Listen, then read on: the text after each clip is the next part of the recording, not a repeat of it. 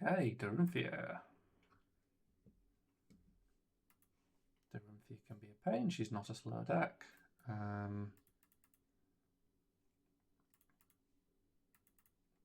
Get my D reacts. That is it.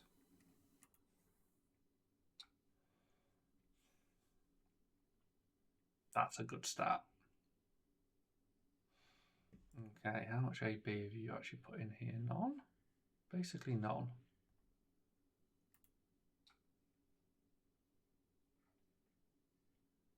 So we don't get to Arsenal anything because we don't want to Arsenal seeds because that's terrible. This seeds is coming out, I have decided. I've been running a one-off and it's sometimes okay, but I mostly just never want to do anything with it.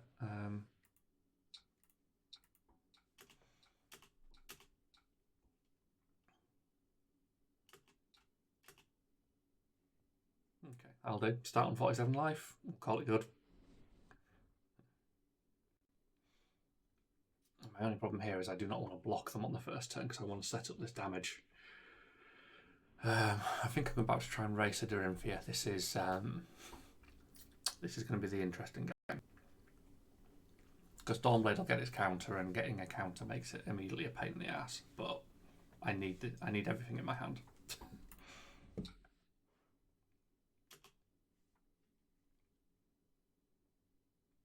I mean, their damage won't be big. It's just that Dawnblade's going to become a 4 damager, I believe. Yeah,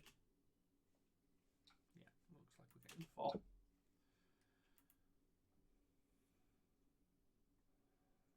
I mean, you can't say she's not on rate with a quick 7. I feel like he's another deck that will absolutely explode into this meta once Enigma stops gatekeeping everything.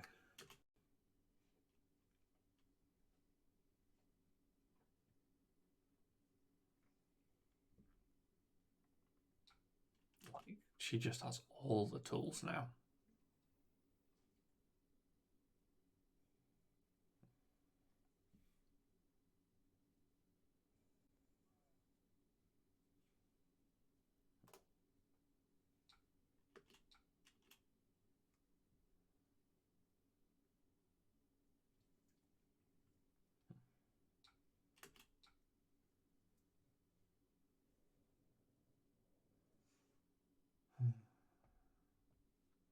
See, I could try and stop that. It would stop her getting a token, that would be good. But if I do that, I don't get to use the channel. Decisions. I think we take it. I just don't know what the card in hand is, basically.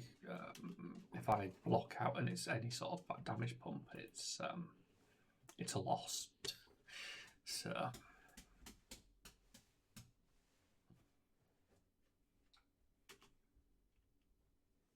as I say, Dawnblade with a token is effectively unblockable forever now, but to some degree it's unblockable anyway because she's just got such good access to attack reactions. You know, my hope is I'm coming back with a big arcane turn now, and they don't have any barrier, so I am hoping that I'm going to get a couple of turns of Channel the Millennium Tree rate where I can 2-card hand and really do some damage.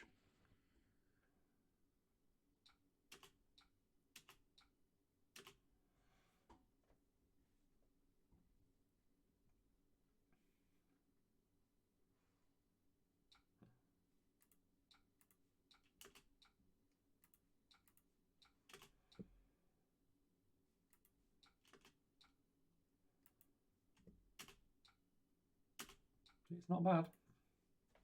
It's not bad. This is bad though. We've got Ephrac. We're okay. We can like block 7 and still throw a surprising amount off Surgeon Ephrac.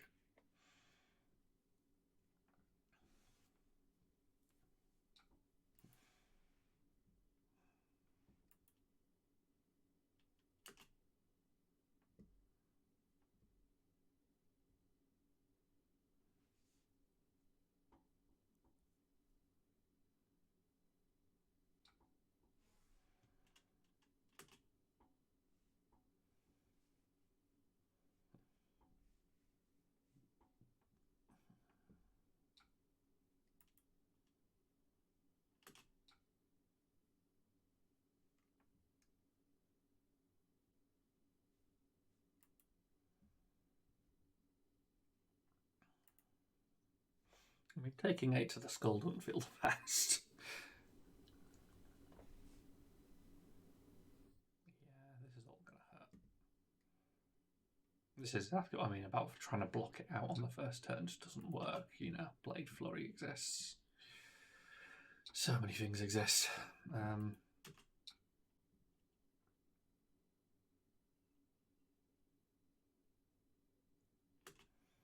We are just seeing if we can block out the second one.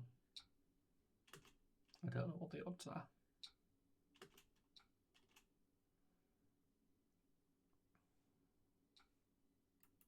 So they don't have any way to pump this, so we can just full block it.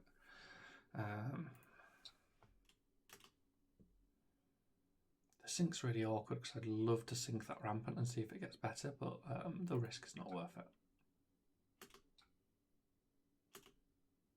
We're just going for a fairly boring Ether Act turn, I think.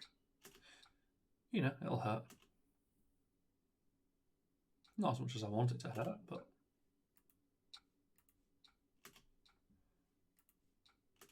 You know, we still get 9 out of that, and we get the Ponder Token. The Ponder Token will definitely draw a good card. It won't be shit Earth Blue. It's always a shit Earth Blue.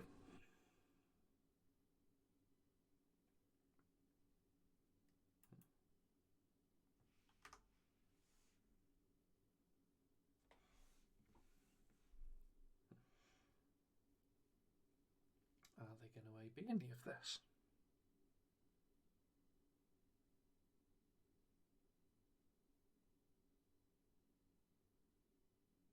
Nope. There we go. Shit Earth Blue. We are going to assimilate because, I don't know. Oh, we've got a term, so it was worth assimilating it.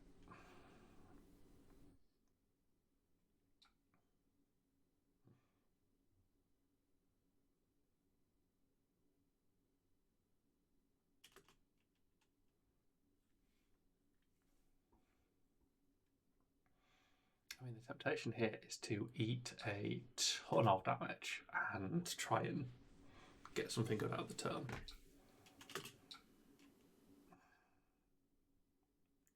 Dawnblade be big and dominated. You know, we're just always eating the first one, to be honest, and then trying to stop the second one, ramping it.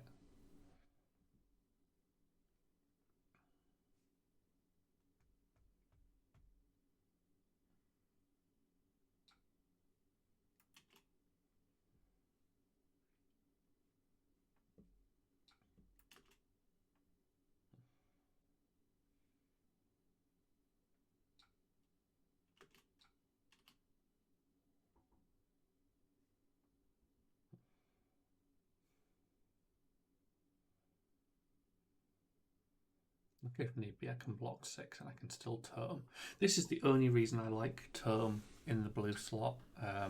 I would happily cut it for anything better, but I don't think there is much better, and I actually do think it digs you out of a couple of weird gameplay bits. So I mean, this isn't too bad. Oh, it's still dominate. Hang on, do we? Oh, I don't want to take it. This is poor. This is not what we want, but we just do not want it getting bigger. Do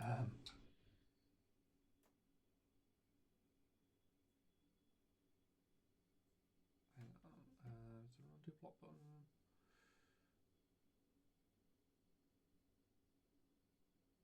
I swear there used to be an undo button. I want to put the ether in, not the ether. Why is everything called ether?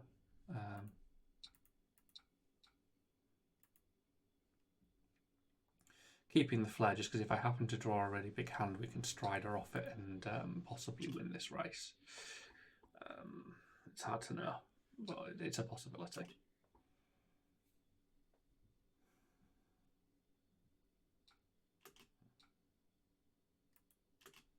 We're keeping this under control to some degree, so that's good. Right. Let's play Tome Roulette. What we get? Yeah, okay, that's not awful.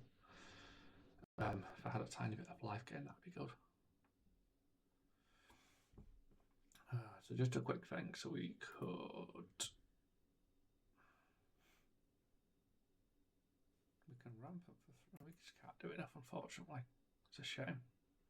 It's not a bad setup for next turn, though. I can Arsenal this, and we can throw some decent damage. They don't have an Arsenal, so it is just into the Ether Flare, I guess.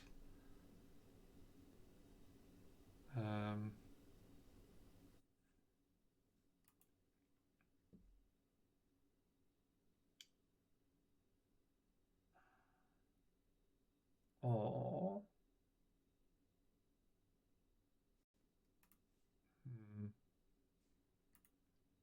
I think this is the play. I think this is the play.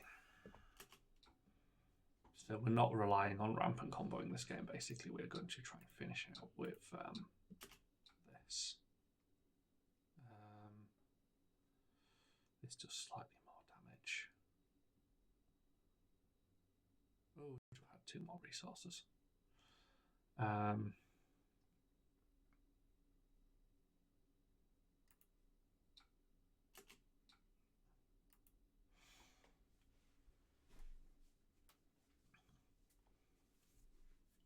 Trying to get them on the back foot, and I'm trying to get them to use this skull cap, because 1 less card is actually a huge tipping point here.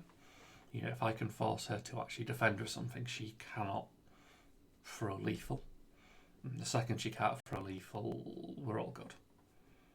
I mean, alternatively, they take 6 and they're in potential kill range at any point from anything.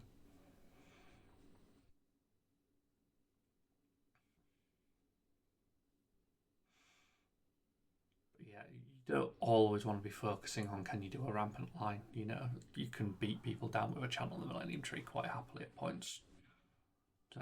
You know, the joy of playing a more mid-range Verdance deck, there's a lot of things to do. The only thing that's a shame really is that I've not managed to get a single de-react, decompose off to set me up for. Sorry. Oh, okay. What? Wow. I am just going to pass comment. That person literally just sat and waited for me to be AFK while not doing the AB and then took a win. Which, you know, like if you need to do that on Talishare, so be it. Cool. Wow. Good game, sweaty Talishare guy.